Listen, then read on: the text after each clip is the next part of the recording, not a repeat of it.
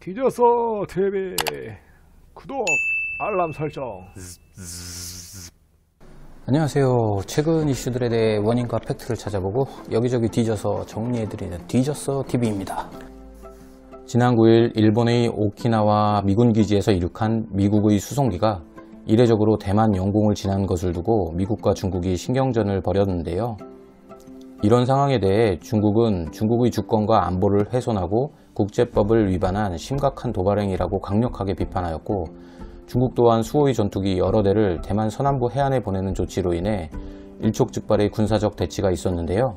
그러나 미 해군은 이를 일상적인 병참 활동을 위한 비행이라고 일축하였습니다.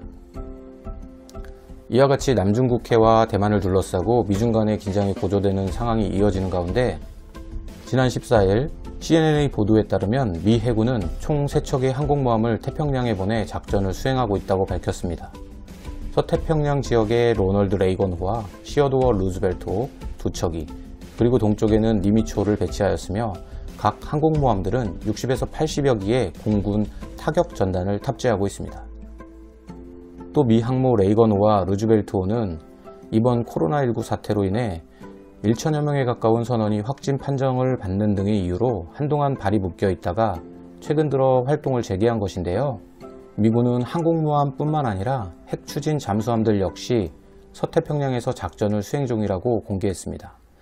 은밀하게 기동하는 잠수함의 특성상 통상적으로 작전 지역은 비밀에 묻히고 있는데, 미군이 이를 공개한 것은 아시아 태평양 지역에서 수중 전투력도 강화했음을 과시한 셈입니다.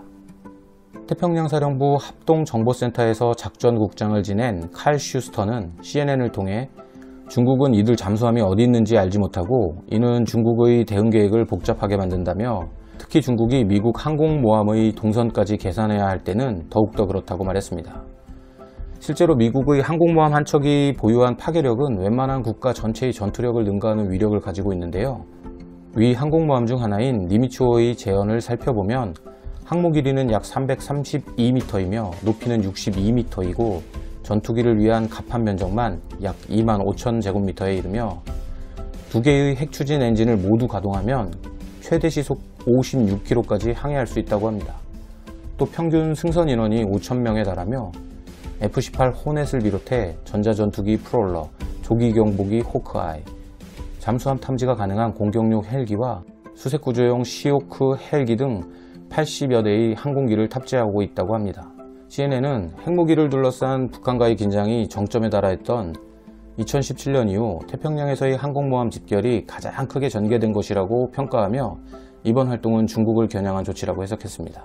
이에 맞서 중국도 14일 관영 언론 환구시보를 통해 미 항공모함들이 영유권 분쟁 중인 남중국해에서 중국을 위협할 수 있다고 보도하였으며, 베이징 해군 전문가 리제의 말을 인용해 태평양에서의 미 항공모함 집결은 미국이 남중국해에 진입해 중국을 위협하고 미국의 해군력을 과시하려는 것이라며 미국이 군사력을 통한 패권 정치를 하고 있다고 강력하게 비난했습니다.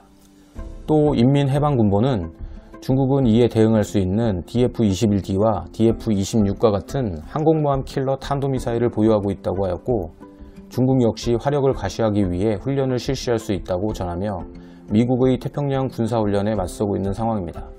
현 상황을 국내에서도 심각하게 받아들이고 있는 가운데 에스퍼 미국 국방장관은 15일 싱가포르 스트레이트 타임즈의 기고를 통해 코로나19와 중국 공산당의 위협 속에서 인도태평양 지역 안보 동맹을 더욱 강화하기 위해 노력할 것이라며 북한의 비핵화를 위한 한미 양국의 공동 노력도 강조하였는데요.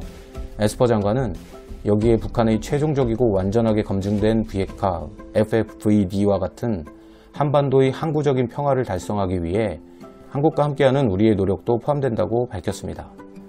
이는 최근 북한이 김여정 노동당 제1부부장의 담화를 통해 남북관계 단절과 지속적인 대남 군사행동을 선언한 데에 따라 북한의 비핵화를 다시 꺼내들며 대북 경고 수위를 높인 것으로 분석되고 있습니다. 세계적으로 바이러스 감염증과 경제, 군사적으로 한치 앞을 내다보기 힘든 날이 계속되고 있고, 한국은 서두르지 않는 외교로 국민의 안보를 최우선으로 하며 북한을 비롯해 세계 여러 나라와의 관계를 준비해야 할 것입니다. 지금까지 최근 한국을 둘러싼 아시아 태평양 현황에 대해 알아보았습니다. 시청해주셔서 감사드리며 국내 지구촌 소식을 찾아 정리해서 말씀드리는 디저서 TV였습니다.